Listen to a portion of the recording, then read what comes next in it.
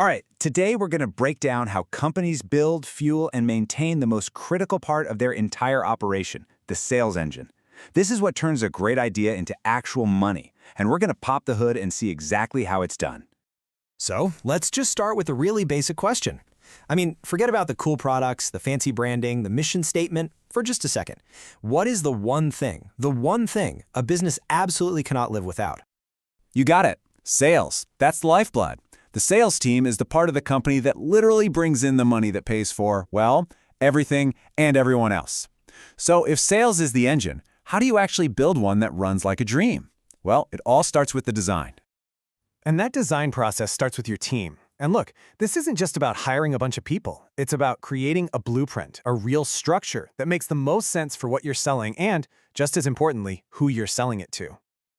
So you've basically got two classic ways to do this. First up, you have the territorial structure. You get a salesperson, you give them a map, and you say, this patch is yours, sell everything we make to everyone in this area. Then there's the product structure. This is where salespeople become absolute experts, but only on one specific product line. It's a fundamental trade-off, right? Do you want someone who knows a little about everything in one area or someone who knows everything about one thing everywhere?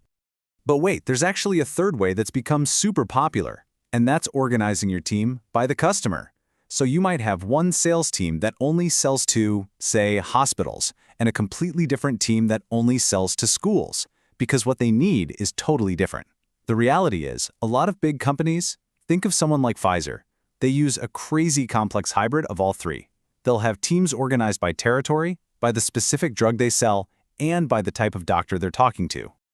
Okay, so you've got the blueprint, the machine is designed. Now you gotta add the fuel. And that means investing in and motivating the actual people who are out there selling.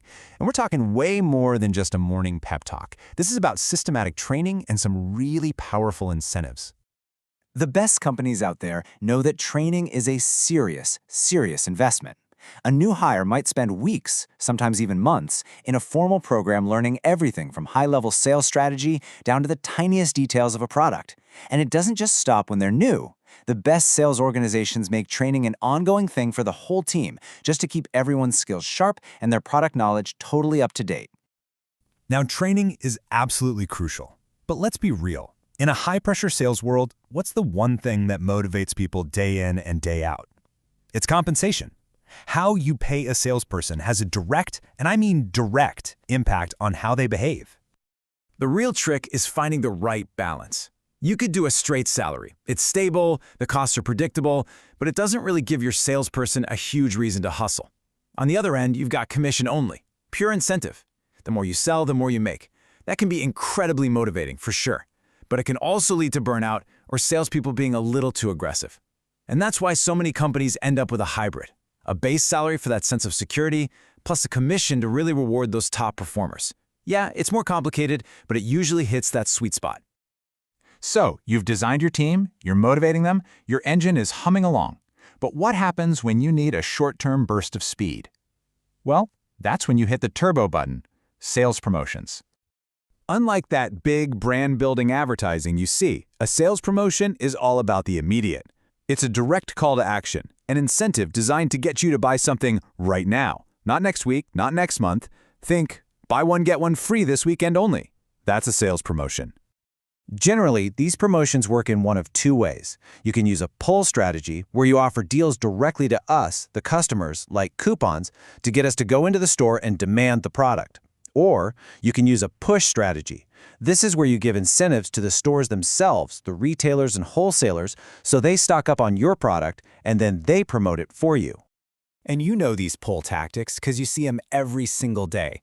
The coupons HelloFresh sends you in the mail, the free samples you try at Costco, the little toy in a McDonald's Happy Meal. That's what they call a premium.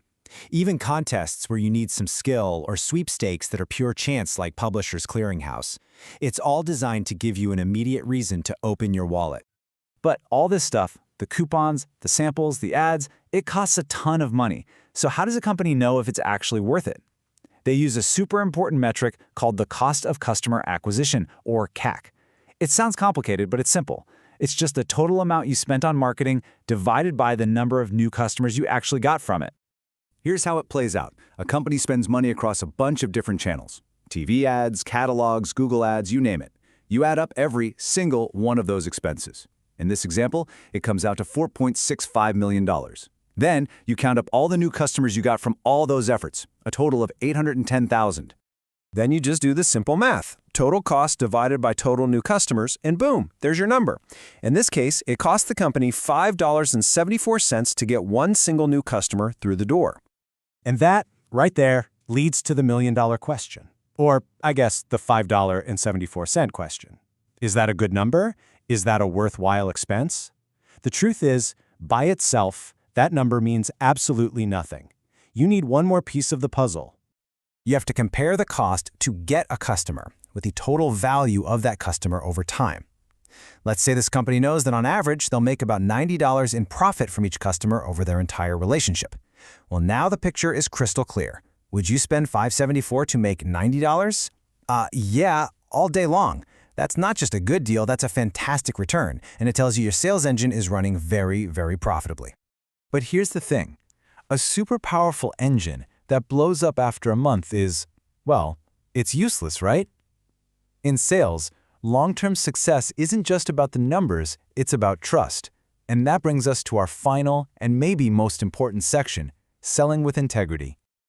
This quote really just says it all. The goal shouldn't be to make one sale, one time. The goal should be to build a relationship that leads to a lifetime of sales, and you can only build that on a foundation of honesty. But unfortunately, when the pressure's on to hit those numbers, people can be tempted to cut corners. This can be anything from padding an expense account to just making flat-out dishonest claims about a product. There's even a really sneaky tactic called channel stuffing, where a company basically forces its distributors to buy way more product than they can actually sell, just so they can make their quarterly numbers look good. And if you want to see just how bad it can get when an unethical sales culture takes over, look no further than the Wells Fargo scandal. Back in 2016, it came out that employees, under crushing pressure to meet insane sales goals, had created millions of fake bank and credit card accounts for customers. The result? Not just a massive $185 million fine, but a total shattering of public trust that the company is still trying to repair. And it's not just about these high-pressure tactics either. Even something that seems fun and harmless can get corrupted. For years, the McDonald's Monopoly game was a huge hit, right? Until it was discovered that an insider at the company running the game had been stealing all the big winning pieces for himself and his friends, pulling off a $24 million scam. So it all comes down to this one really tough question. Every salesperson's job is to persuade. But in that constant drive to hit a quota, to earn a commission, how do companies and individuals make sure that persuasion doesn't cross the line into unethical pressure? Figuring that out is the real key to building a sales engine that isn't just powerful, but one that's built to last.